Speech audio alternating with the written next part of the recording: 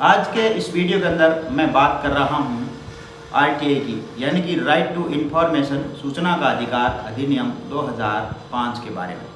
2005 का नाम सुनते ही आप समझ गए होंगे कि ये जो राइट टू इन्फॉर्मेशन जो कानून है सूचना का अधिकार, ये 2005 में लागू हुआ था। इस कानून का जो मुख्य उद्देश्य है वो ये है कि सर्वसाधारण को जो सूचना है वो आप मांग सकते हैं। कॉन्फिडेंशियल सूचनाएं जो है उनको छोड़कर, जो आर्मी के लेवल की है उनको छोड़कर आप ऐसी सूचनाएं जो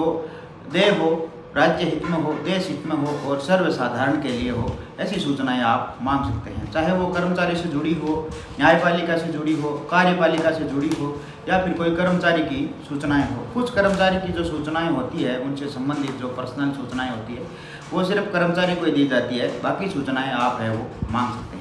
जैसे कोई आपके गांव में जो स्कूल है और इस स्कूल में विकास कार्य हुआ हो लेकिन ज़मीनी स्तर पर नहीं हुआ और डॉक्यूमेंट में हुआ है, तो वो आप विकास कार्य की सूचनाएं आप मांग सकते हैं। आपके गांव में सरपंच ने काम किया है, जैसे रोड बनाई है, बता दिया कि आरसीसी की रोड बनाई है, इतने लाख रुपए का बजट उठाया और वहाँ पर रोड है नहीं, तो ऐसी सूचनाएं आप जो है वो आरटीआई से मांग सकते हैं। गांव में ऐसा विकास कार्य हुआ हो जो बताया गया हो रिकॉर्ड में और ऑन रिकॉर्ड अगर देखा जाए धरातल स्तर पर, ज़मीनी स्तर पर वो कार्य नहीं किया गया हो, या फिर आप जिस भी शहर में रहते हो और शहर के अंदर आप नगर पालिका है या फिर म्यूनसिपल कॉरपोरेशन है, नगर परिषद है, जो भी आपकी कार्य प्रणाली वहाँ पर है वो काम नहीं की कर रही है और रिकॉर्ड में काम किया गया है या काम गलत तरीके से किया गया है या पैसे बजट ज़्यादा उठाया गया है और काम कम बजट में किया गया है, तो ऐसी चीज़ों की सूचना मांगकर आप सरकार को सूचना कर सकते हैं और उन पर लताड़ लगा सकते हैं सही कार्य के लिए। वो आपका राइट है, इसे बोलते हैं राइट टू इन्फॉर्मेशन।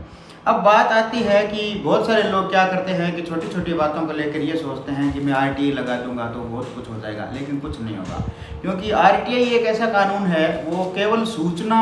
प्राप्त करने का, सूचना मांगने का एक जरिया है, एक कानून है जिसके तहत आपको सूचनाएं हैं वो बहुत ही आसानी से दी जा सकती है। ये कानून नहीं था तो जब लोग सूचनाएं मांगते थे तो अधिकारी सूचना देते नहीं थे, क्योंकि अधिकारियों को पता था कि ये कहीं ना कहीं टांग अड़ाएगा। अब ये कानून बन गया है तो सूचनाएं दे होनी बहुत ज़रूरी है, लेकिन फिर भी जो वर्तमान सरकार है उसने आरटीआई को बहुत ही कमज़ोर कर दिया है। अगर आप आरटीआई का काम करते हैं या कहीं आरटीआई लगाते हैं तो आपको सही दिशा और सही मार्गदर्शन होना बहुत ज़रूरी है।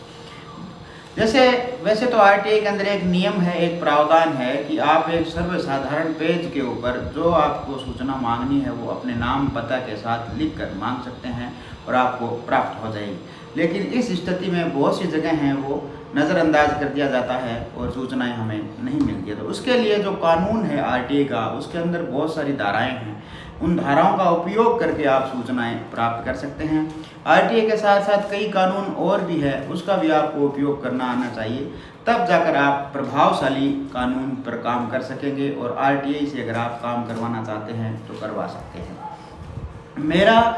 15-16 साल का लगभग आरटीआई से अनुभव है, जिसमें मैं आरटीआई, लोक सेवा गारंटी, सुनवाई का अधिकार एंड एक्सेट्रा कई कानून ऐसे हैं जिनसे संबंधित मैं जो कार्य करता हूँ। मैंने ज़मीन जो से संबंधित जो काम है, भूमि से संबंधित कार्य है वो बहुत ही लोगों के करवाए हैं, जिसमें लोगों के नामांकन दर्ज हुए हैं या ऐसी ज़मीनें जो लोगों को अलॉटमेंट हो गई है और उनको कब्जा नहीं मिला है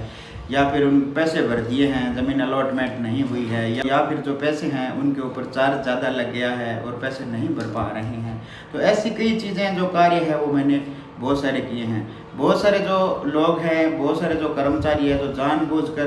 गलत व्यवहार करते हैं, गलत कार्य करते हैं, पैसे खाते हैं, विकास कार्य में जो बाधा बनते हैं, हर किसी कर्मचारी को या फिर जो ठेकेदार होते हैं उनको कहते हैं कि भाई इतना पैसा मुझे देना पड़ेगा तब मैं जाके काम कर दूंगा, पैसे भी मैं हाथ से ही कार्य करवाए हैं और उस पर दंडात्मक कार्य भी करवाई है। तो ऐसी कार्रवाई करवाने के लिए बहुत ज़रूरी है कि आपको आरटीआई का पूरी प्रोसीडिंग आनी चाहिए, क्योंकि आरटीआई वैसे सरल कानून है लेकिन जैसे आप सोच रहे हैं उतना सरल कानून नहीं है। उसके लिए आपको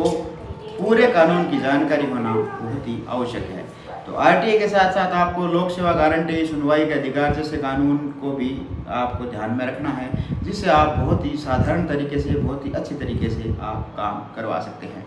मैंने कई ऐसे प्रकरण हैं जो ज़मीनों के कब्जे तक खाली करवा दिए हैं आरटीआई से और गवर्नमेंट के सामने से सेल्फ लेटर आए हैं कि आप अपना कब्जा लो और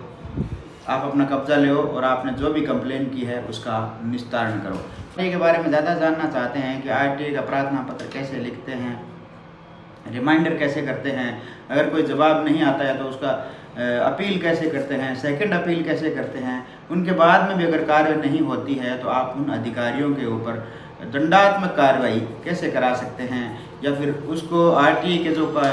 अपील है उसको लेकर आप न्यायालय कैसे जा सकते हैं, उस पर केस कैसे दर्ज करा सकते हैं और प्रभावी ढंग से आप उनके ऊपर कार्रवाई करवाकर उनको दंडित कैसे करवा सकते हैं। अगर सभी प्रोसीडिंग के बारे में जानना चाहते हैं तो जुड़े रहिए हमारे साथ वीडियो के अंदर। हमारे वीडियो को अपने फ्रेंड्स के साथ शेयर करिए, लाइक करिए और चैनल को सब्सक्राइब जरूर करिए, क्योंकि मैं जल्द ही आरटीआई के बारे में बहुत सारी चीज़ें हैं वो आपको बताने वाला हूं, जिसमें आपको मैं बताऊंगा कि आप प्रार्थना पत्र बहुत ही सरल तरीके से कैसे लिख सकते हैं, उसका रिमाइंडर कैसे कर सकते हैं, अपील कैसे कर सकते हैं, अपील कहाँ करनी है, सेकंड अपील कहाँ करनी है। और आरटीआई जो है वो पूरे देश भर में ये कानून लागू हुआ है। तो आज की इस वीडियो में इतना ही। बहुत बहुत धन्यवाद।